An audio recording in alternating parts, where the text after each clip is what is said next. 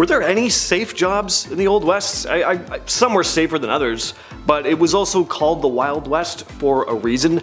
There was danger around every corner. It didn't matter if you were a miner or a railroad worker, a bartender or business owner. There really wasn't a day you could safely say you were going to get home from a day of work alive. One job you would not want to have if you wanted to live to a ripe old age was a lawman. For starters, there was no formal structure of law like we have today. Every town would have to establish their own methods for dealing with crime.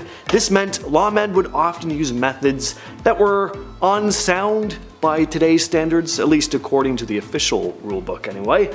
But it was a wild time, and with crime rates so incredibly high, they had to do what they had to do. Lawmen had to deal with bandits, outlaws, rowdy gamblers. Every day their life was on the line. Of course, some towns were safer than others, but the outlaw towns, those were the hardest to clean up. These were places ruled by criminals and corruption, so getting a place like that under control was no small task. And what made being a man of the law even more dangerous back then was how level the playing field was. Nowadays, cops can call in backup. They have way more heavy-duty equipment at their disposal to deal with crime, but in the Old West, the criminals were packing the same stuff the deputies were: 6-shooters and rifles for the most part. So you had to have some real skill with your piece. There's a reason why famous figures from the Old West era were usually renowned for their speed and accuracy with their sidearms. You were also trying to avoid death on a daily basis as a miner. Mining is still a dangerous job to this day, so back in the late 1800s, good luck. Health and safety was not the primary concern. The primary concern was doing everything possible to strike it rich. And that's the thing, for as dangerous as this line of work was, the risk to reward was pretty high. I mean, if you struck gold, you could be rich in an instant and never have to work again. It happened for some, but the majority of miners weren't so lucky. Not only was the danger of being trapped or crushed by falling rocks a constant threat, but a lot of miners suffered from poor health as well. For one thing, they worked very long hours, and mining is pretty grueling work, especially back then without the type of equipment we have today to assist in the process. Miners got sick more often than other folks because of all the dust in the mines. A good number of them would die of tuberculosis. So what if you just want to bartend? You know, serve some drinks while chatting up the townsfolk. Sure, you might have overly intoxicated patron or two to boot out of the place, but what else could go wrong, right? Well, if you've seen any Western movie before, you know that working in a saloon was not quite the same as working in a bar today. And even today, depending on the bar you're working at, things can get pretty hairy. So imagine what it would have been like for saloon owners in the Wild West. Having a firearm on hand was a must. So who were the clientele? Well, everyone else on this list, pretty much, and folks had a lot to deal with, so they were pretty high strung, you know, not always the most laid back. Sure, movies do embellish things, but saloon brawls and shootouts did happen. Even if things only went down a couple times over the course of a saloon owner's career, it would be too much. And depending on what town you were in, things would go down much more often than that. Alright, much like lawmen, bounty hunters were also dealing with violent criminals on a frequent basis. Bounty hunting could be lucrative, but it involved tracking pretty dangerous men and then dealing with them, either taking them into custody or killing them. And to say things got gnarly would be an understatement, not to mention the fact that these guys were sometimes traveling very long distances on horseback through scorching hot weather. That would get old pretty quickly. One of the most notorious bounty hunters in the Old West was Timothy Longhair Jim Courtright. He was a lawman as well, but the lines between these two gigs were often pretty blurred. Again, there was no official system in place.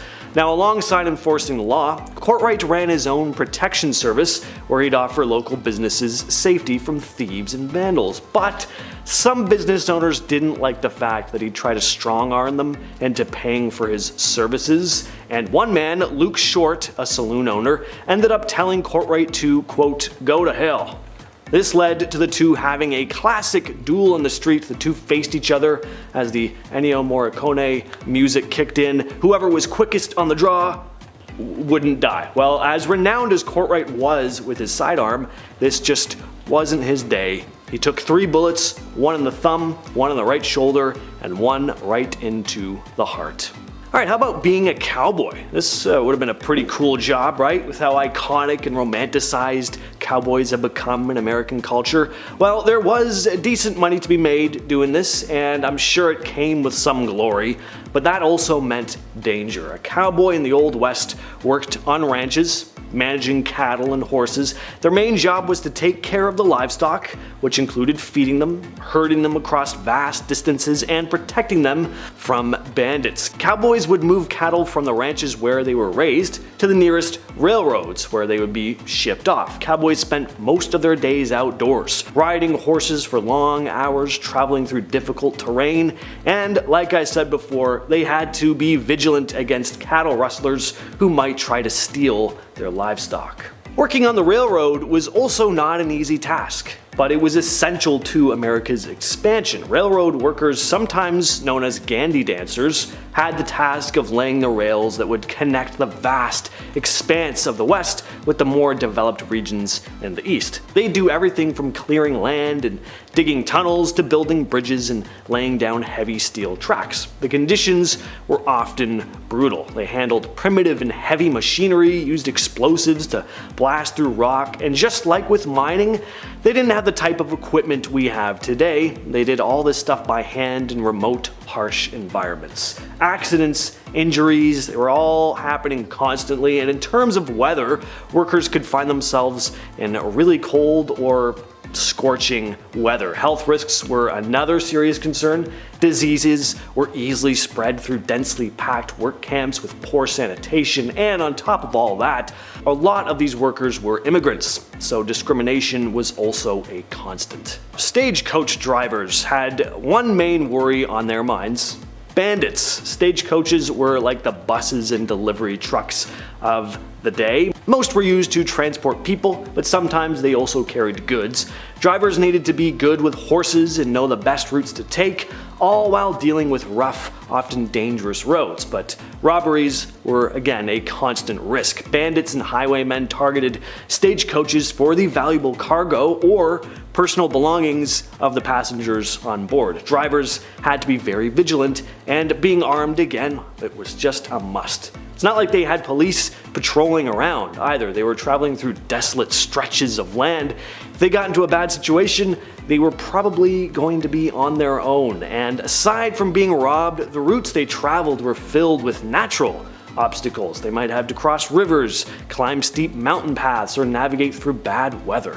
Much like stagecoach drivers, working on trains in the Wild West came with its fair share of danger, especially from train robberies, which were a real and frequent threat. Back then, trains were basically moving targets. They carried not just people, but valuable goods and money, often in the form of gold and silver. Trains may have well just had "Rob Me" written in giant letters on the side of them. One of the most notorious figures associated with train robberies was Butch Cassidy. He was part of a gang known as the Wild Bunch. These guys were infamous for pulling off some of the most daring and well-planned train heists of the time. Cassidy and his crew would carefully plan their attacks. They often involved dynamite to blow up safes, and a good deal of fire was involved. These incidents would have been terrifying. Cassidy, though, was kind of known for being less brutal than most other robbers, who would not hesitate to use their weapons. For train conductors and other crew, the threat of a robbery was something they always had to be prepared for. What about bankers, though? I mean, they have one of the most mundane jobs on the face of the planet. Well, even in the Wild West, this was actually a relatively safe job, but just because they weren't dealing with danger on a daily basis doesn't mean they never had to deal with it. This was a time where outlaws and bandits were running rampant, after all, and being a banker means, well, I mean, you're working at a place that stores all the money. Not hard to connect the dots here. Being robbed by a gang of rowdy outlaws was always a very real possibility, and surviving one of these robberies was unlikely. There were criminals, again, like Butch Cassidy, who tried to pull off robberies with as little killing as possible, but that really wasn't the norm.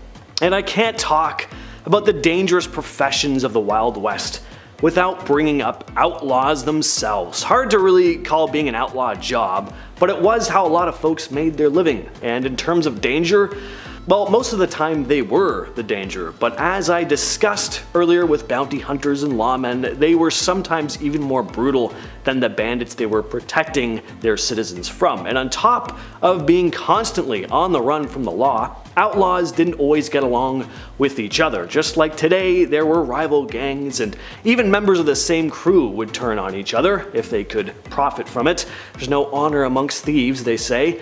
Take even the most famous outlaw in the Wild West, Jesse James. He was taken out by one of his own guys, Robert Ford. Ford walked right up behind him while he was adjusting a crooked painting on the wall and fired right into the back of Jesse James's head. Being an outlaw was probably the riskiest job of all. They always had the element of surprise on their hands during robberies and such, but pretty much everyone was packing. Most outlaws would be lucky to end up behind bars. Most met their end at the hands of a bullet. Number 10. Bank robberies. Okay, when we hear about the wild, rootin' tootin' Wild West, whatever, we think of outlaws like Butch Cassidy's Wild Bunch, the James Younger Gang. Apparently it was just bank robbery central back then. Just a lot of this and tapping and riding horses and stuff. That's really not true. Bank robberies didn't happen that often in real life. In fact, during the Wild West era, officially declared from 1865 to 1900, there were only 8 bank robberies. 8. That many years ago, along 15 western states, there were only 8. To put that in perspective, in 2017 alone, there were roughly 4,000 bank robberies in the United States. Much more than 8. The first armed robbery ever in history was done by the famous outlaw Jesse James and his brother Frank. This went down in 1866. The gang of outlaws robbed the Clay County Savings Association in Liberty, Missouri. Fun rootin' tootin' history. Number 9. Camels. My favorite actor growing up, hands down, was Woody from Toy Story. The guy's physical comedy was on point. And no, I don't mean Tom Hanks. I mean Woody, with this crazy little cowboy run, tipping his hat. But what's a cowboy without his horse, right? As soon as Bullseye got introduced in Toy Story 2, the picture was complete. A cowboy and a horse. We've seen this combo at some point in our lives. Everywhere. But did you know that for around 100 years, camels were part of Texas wildlife? So imagine a cowboy on a camel. Yeah, that's real. That happened. Imagine 2 cowboys on the humps of a camel. How silly and intimidating would that look? Back in 1855, Congress spent thousands to purchase and ship feral camels from Egypt. The hot Southwest would make sense when it comes to camels doing their camel thing. But by 1857, the army had 70 camels. Things were going well until, you know, the Civil War happened, and then the camels escaped and all that madness, and then from then on, for 100 years or so, they bred and roamed Texas. Yeehaw, on a camel, have fun. Number 8, cowboys. Alright, since we're talking about cowboys, let's really talk about cowboys. Who were these guys? Was everybody just a cowboy off the bat, or did you have to earn it like a knight? What's the deal here? Well, the guys that we picture in our brain, like Woody, those are cattle herders, and then buffalo, thousands of them, they would roam the land to eat and find water. They would travel miles away, so the herders would follow on horseback and then drive them back to their ranch. They mostly ate beans, dried meat, obviously, and a lot of coffee. Those are the 3 main ingredients of yeeing and hawing. Am I a cowboy? I love beans and coffee. Coffee beans? Oh, don't even get me started. A classic Western outfit was the denim jeans and chaps, the leather covers that, go over your legs. The large rim hats were called Stetsons. Aside from looking cool, they were large enough to keep the sun out of your eyes. That hat would also double down as a drinking bowl for their horse. Sharing is caring. Number 7, the Bison Express. Humans are responsible for the disappearance on many wild animals in one way or another. It's usually our fault. Yeah, going back to the Wild West, the year 1869 specifically, that's when the Pacific Railroad was done. It was open to the West to all these explorers, but now they were whipping across these wild lands in record speed, passing hundreds of bison every single trip. Eventually, it didn't take long for these railroads to advertise hunting excursions on these trains. So yeah, guests would climb aboard the top of the train cars and hunt on the top of the trains. Yeah, on the top they would just shoot these animals for sport. Obviously the train couldn't stop and go back for the bodies, so they would just leave them. This one man, Orlando Bond, nicknamed the Brick, he apparently shot thousands himself. He rode the express so many times his rifle caused him to go deaf in one ear. This was done purposely to deprive Native Americans of their food supply. Now our bison's number are incredibly low, something like 2% of what it once was, and humans, well, we're still pretty garbage. What do you know? Number 6, alcohol. These saloons cowboys would visit, was there a bouncer? Did you need 2 pieces of ID? What was the drinking age back then? Well, besides the swinging saloon doors, it really wasn't a fun time at all. Alcohol back then, first of all, was basically just poison. Actually, it was literally poison sometimes. They had whiskey like 40 rods and Tao's lightning. You have a couple of those and you're literally passing out in minutes. Nobody was getting cut off in old-timey saloons. The bartender wasn't like, hey, how about a water, buddy? Let's get you home. No, it was a show. They had this one drink on bar rail called tarantula juice. Yeah, happy 21st birthday. Go throw up. It was made from strychnine, which was actual poison. So when the whiskey wore off, the strychnine would be left over in the patron's body, and it felt like tarantulas were crawling all over your skin. Ugh, yeah, I'm good with a Bud Light Lime. Thanks, man. Number 5, the gold rush. Picture a billboard for the Wild Wild West, okay? What's on it right now? A cowboy tipping his hat in the corner with, 4 missing teeth, a sunset in the corner obviously, maybe a horse, and also a bunch of gold stacked up in a mine, right? Well, we've heard about the Wild West here and there, but was there really a massive gold rush? The California gold rush of 1849, despite what history commonly believes, wasn't the first big gold rush, not even close. The first one was back in 1799. A young man named Conrad Reed found this yellow rock right on his property. He had no idea what it was, and for years, he and his father John Reed used this rock as a door stopper. You already know where I'm going with this. This 17-pound nugget of gold, which is worth a lot even today, back then this information was game-changing. Congress then built the Charlotte Mint just so they could handle all this incoming gold found in North Carolina right after. Then later in 1828, more gold was discovered, but this time in Georgia. This was the second rush. Then come 1848, James Marshall found gold at Sutter's Mill, California. After the third one though, that's when the thousands moved out west. That one had the biggest pull. So it's pretty big, but not the first. Number 4, the OK Corral. The shootout at the OK Corral went down on October 26, 1881. It's known as the most famous shootout in history. But should it be? Really? Going back to Tombstone, Arizona, it's 3 p.m. and we have men of the law and of course outlaws all in the same block. So naturally, trouble ensues. There's not enough land here for all of us, some rootin' tootin' shit. There were about 8 men involved in the rumble, but it barely lasted 30 seconds. Also, it's important to note the gunfight at the OK Corral wasn't even at the OK Corral. It happened near the intersection of 3rd Street and Fremont Street, right behind the corral. Yeah, details matter. 3 lawmen were injured and 3 cowboys lost their lives. Yeehaw. That was a sad yeehaw for you guys. This is why you don't organize shootouts at 3 p.m. I don't know, everyone's drunk, there's bad decisions, apparently there's bad aim.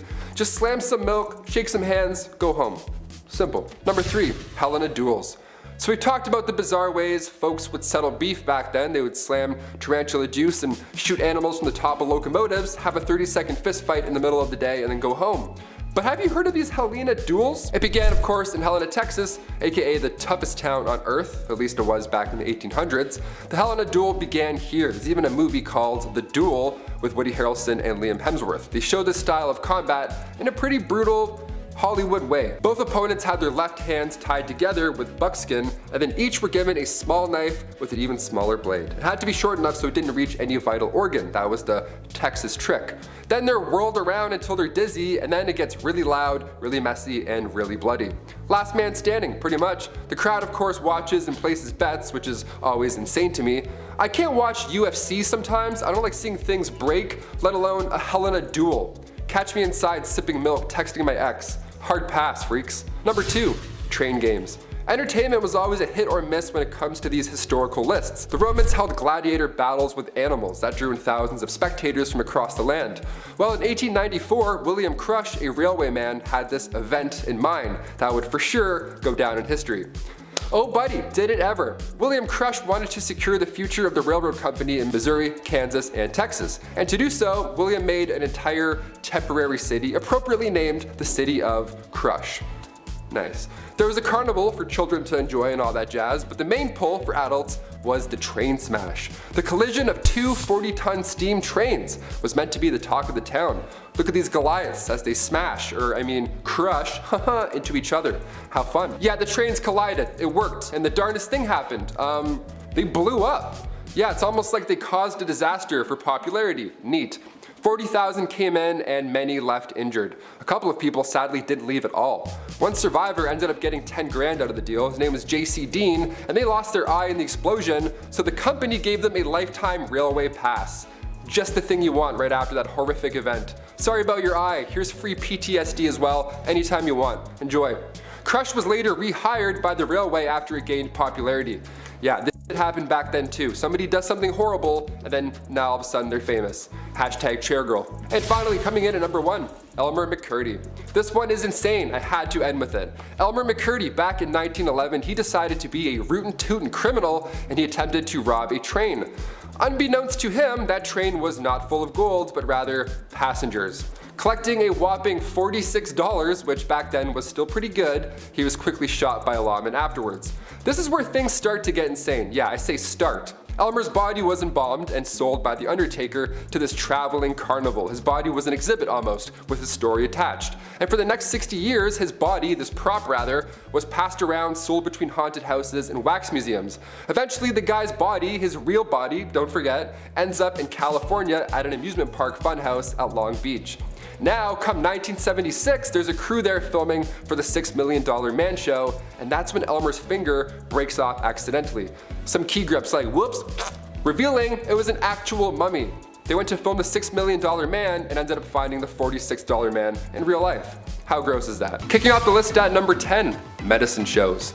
Nowadays, medical shows are fascinating. Dr. Pimple Popper, I can weirdly watch that all day. There's something about animal rescues, home renovations, or chiropractic adjustments, I can never be bored. So back in the Wild Wild West, the 1860s to the 1890s, they had medicinal showmen. Yeah, these guys would go town to town, of course selling elixirs and tonics, but they would really nail this pitch. They would have pawns run ahead and plant themselves in the audience for these random medicine shows. That way when the world's greatest showman doctor arrives, he randomly picks an ill patient and then boom, just like that, they would be cured. One of the most successful of these elixirs was an elixir made by Kickapoo Indian Medicines from John Healy and Charles Bigelow. It was a mixture of herbs, roots, and animal fat, said to treat any illness, but really it was more of just a laxative, so you were just in the bush and hoping it got better. Number 9. Hop on my camel, partner. When you think of the Old West, you think long open ranges, spurs on boots, and cowboys riding camels? That's right, in 1855 the United States Army decided to import 75 camels to Texas. After all, the terrain in the Old West was fairly similar to the Middle East. The camels made supply runs between Camp Verde and San Antonio. But trouble began when the American Civil War broke out. Eventually the camels were sold off or simply let go into the wild, where they multiplied and began to cause havoc. So much so that folks began to spin urban legends, such as the Red Ghost, a 30-foot tall creature that made people quiver in their britches. When in reality, most people had never seen a camel before, and it was just a feral camel wandering the desert. But I mean, who knows? If Star Wars had a 30-foot camel in the snow, what's to say there isn't one running around in the American desert? Number 8, missing mines. There's billions of dollars worth of gold lost at the bottom of the sea. It's there right now, waiting for you. Yeah, I'm talking to you. But if you don't have goggles, maybe swimming just isn't your thing, no sweat. Try the West. Yeah, there's dozens of lost treasure troves hidden in mines still to this day, like the San Saba gold mine or the Wheelbarrow mine. There's a few we have heard from in literature from old maps, but none compared to the Lost Dutchman mine. The legend has it that a man named Jacob Waltz, a German prospector, found the richest gold mine in the world. That's what he told his friends, and would we ever lie to our friends about gold and the location for it? No, absolutely not. The first gold rush was back in 1799. A young man named Conrad Reed found this yellow rock, had no idea what it was, and for years he and his father used it as a doorstopper. Yeah, they used a 17-pound gold nugget as a doorstopper. Nice. Back then, this information was game-changing once they realized that it was, gold. So Congress then built the Charlotte Mint just so they could handle all this incoming gold found in North Carolina right afterwards. I just wouldn't have told anybody. I'd be like, is this an infinity stone? I'm just gonna pocket this and then head out east. Number 7. Sideshow Crook. Elmer McCurdy was no different in life than any other bandit at the time. What makes McCurdy so unique is in his afterlife. McCurdy met his end on October 7, 1911, after local sheriffs tracked him down from a botched robbery. McCurdy was taken to an undertaker and prepared for burial. Unfortunately, no one came to claim the lonesome bandit. Not getting paid for his services, the undertaker began to display McCurdy as a sideshow attraction, charging patrons a nickel to view the bandit. The attraction became popular enough to draw the attention of carnival promoters, who offered multiple times the purchase purchase the mummified crook, but were all denied. As the years went on, McCurdy changed hands from multiple sideshow attractions and museums. One day in 1976, a film crew was setting up props for filming. When someone began to move what they thought was a wax mannequin, it actually turned out to be poor old Elmer McCurdy himself. Eventually, McCurdy was laid to rest in a grave where 2 feet of concrete were poured over his casket to make sure no one would come to steal the sideshow crook. Stay in the hole, partner. Number 6. Cowboys and aliens. Long before the Roswell incident in New Mexico back in 1947, aliens might have actually visited us. Yeah, the report comes from 1896 from 2 men in California.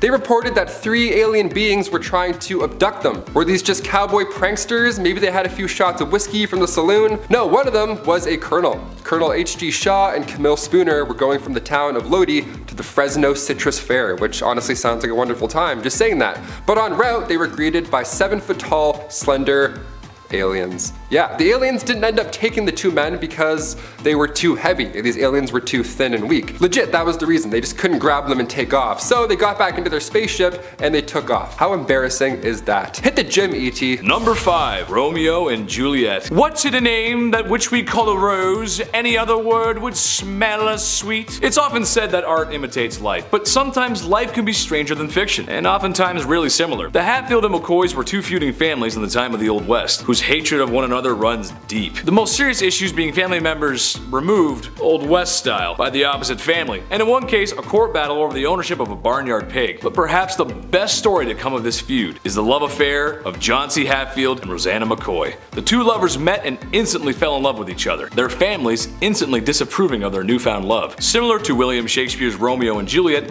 the star-crossed lovers story ends in tragedy. After multiple attempts to rekindle their love, including a daring rescue organized by Rosanna to free John C. from her own family, their love never resparked, and John C. went on to marry her cousin. It's said that poor Rosanna died of a broken heart. He loves me not. He loves me, he loves my cousin? Number 4. Bank robberies. If you're going to parody the Wild Wild West, you need a horse, you need a hat, and you need a big sack with a $sign on it. Apparently, wasn't it like Bandit Central? Weren't there bank robberies on every dusty corner in every dusty old town? No, there actually was very little, in fact. Bank robberies didn't happen that often back then. In fact, during the Wild West era, officially declared from 1865 to 1900, there were only 8 bank robberies in total. To put that in perspective, in 2017 alone, there were around 4,000 bank robberies in the United States. So it got a lot worse after the Wild Wild West. Now we're on like Wild Wild Wild, it's like 17 wilds at this point. The first armed robbery ever in history was done by famous outlaw, you may have heard of them, Jesse James and his brother Frank. This was in 1866. The gang of outlaws robbed the Clay County Savings Association in Liberty, Missouri. We know all these bandits, but it's like they're just robbers, they're just bad people. We shouldn't really know them or glorify them. But they do this and ride horses, so it's kind of fun. And the number 3 spot, Good Bad Town. On your way out west, you may come to find that the unsettled lands are full of danger, bandits, crooks, perilous weather, and the occasional tummy ache. When the town of Palisade, Nevada's railroad was expanded and people began to arrive in droves, the town boomed, but so did their boredom. Palisade was rather mild compared to the rest of the expanding West, so much so that when tourists began to complain of Palisade being nothing like the dangerous towns they read about in their dime novels, the people of Palisade acted by staging fake bank robberies, gunfights, and even Native American battles between them and the army, with sometimes the Native Americans participating. Also going as far as using real cattle blood during the staged combat. The citizens of Palisade were such effective actors that a lot of tourists began to run back to the train in fear of what they were seeing. Nothing more American than capitalizing on boredom. Number 2, Helena duels. Have you guys heard of Helena duels? They're pretty intense, and they're a bit more intense than breakdancing battles, which honestly it's pretty close, but these are like right above it. Helena duels began, of course, in Helena, Texas, aka the toughest town on earth. At least that's what they called it back in the late 1800s. It still is pretty close. The Helena duel began here. There's even a movie called The Duel with Woody Harrelson and Liam Hemsworth. They showed this style of combat in a pretty brutal cinematic way. Opponents' left hands were tied together with buckskin and each were given a small little blade. It had to be short enough so you couldn't reach any vital organ. That was the trick. It was a brutal detail that made this an unusual event. But just like the Romans and the Colosseum, everybody likes watching violence. Depending what era it is, people are like, yeah, we'll still show up and watch people die, sure. People would make bets during these duels. How did anybody watch these at all? I can't even scroll through Reddit at night without seeing something awful, let alone a Helena duel at like 4 p.m. And the number 1 spot. I don't like your snoring, partner. There were a handful of dangerous criminals back in the Wild West. This includes John Wesley Hardin, Born to a reverend in 1853, his parents hoped he would grow up to be a preacher. He turned out to be one of the most deadliest outlaws to ever live. Hardin claimed many lives over the years, but most bizarre was when he shot a man for snoring. One night in 1871, while staying at a hotel, Hardin was having trouble sleeping due to the man in the next room snoring loudly. Hardin promptly shouted at the man to stop snoring. Irritated with no response, he fired several shots into the next room, claiming the man's life. After years of being an outlaw and spending a lot of time in jail, he was released for good behavior, where he then received a full pardon. With his full pardon, Hardin was then able to take and pass the bar exam, afterwards setting up a law practice in Gonzales County, Texas. If your lawyer has a longer criminal history than you, there's a good chance you're not going to beat the case. Kicking off the list at number 10, going the distance. First things first, how much was an IPA back in the 1800s? That's why we clicked this video, right? That's all we want to know. Some beers today cost like $13 at the bar. What's going on? Nowadays we have happy hour, drink specials, wine pairing suggestions that go along with your meal. We have affordable alternatives today at the bar. Back in the 1850s, saloons would price their drinks depending on how far away you had to travel to get there. Isn't that wild? In the Yukon, their shots of whiskey were like 50 cents a pop. That was a lot of money back in the day. If you were to ask for the same drink in a local saloon, say in Colorado, you could get numerous beverages for the same price. And as you would expect, the fancier the establishment, the more you'll spend. But either way, it's not going to be comfortable. Number 9. Manure everywhere. The 1800s were changing times, especially on the western frontier. Cities were being built, America was under reconstruction, and if you see my video on the 1800s technology, then you know how things were about to get a little wild. Except something I want to talk about today is, well, it's gonna drive moms and wives nuts across the country. How many times have you told your husband or the kids to wipe off their feet before coming into the house? Or stop wearing their shoes in the house? Right? It's the worst. I'm sorry, Mom. Okay, but imagine that, except everyone is bringing in their muddy, bloody, and manure-covered boots into the house. Horses and livestock were just a part of everyday life. That means droppings, or road apples, as they're so commonly called. The smell alone on a hot summer day could make any cowboy turn green. I think I'm going to puke, Dad. Number 8, no stools. Okay, this one's for all the bartenders out there. I see you. I respect you. Bar seating is vital. You get your regulars coming in. Joan with the limp, she's so nice. She's always so nice every day. Always gets a grilled cheese. She's the best. Always a smile on her face. Individuals who want to grab a bite and read the paper, obviously they don't need to take up an entire table for 8, so you have spots at the bar. It's ideal. We're used to this. But back in the Western days, bar stools just weren't a thing. Bar spots it didn't exist. You couldn't sit and vent to your local barkeep about why your ex hasn't texted you back. They didn't have stools at the bar. They just had the rail at the bottom for your foot. Just that little bar rail there for the little lean right there. A nice cowboy lean. Yeah, I'll just eat fish and chips standing up leaning. Awesome. Just the thing you want after walking in the sun all day long. A foot rail. Number 7. Duels at high noon. Let me paint a picture for you, partner. It's a warm summer night, and you find yourself sitting at a card table in a saloon that's named after a barnyard animal. The piano is blasting a ragtime tune as waiters bustle about, serving drinks to unruly cowboys that fill the establishment. In front of you are 3 unsavory characters, each more than the next. As the night goes on, so do the poker chips. And when one gentleman ain't taking kindly to his losses, some insults about each other's mothers are exchanged. A powerful slap reaches the man across the poker table, matching the energy of Will Smith on an Oscar night. Too soon? I don't know. Wow, West. Wow, West. That's when it's settled.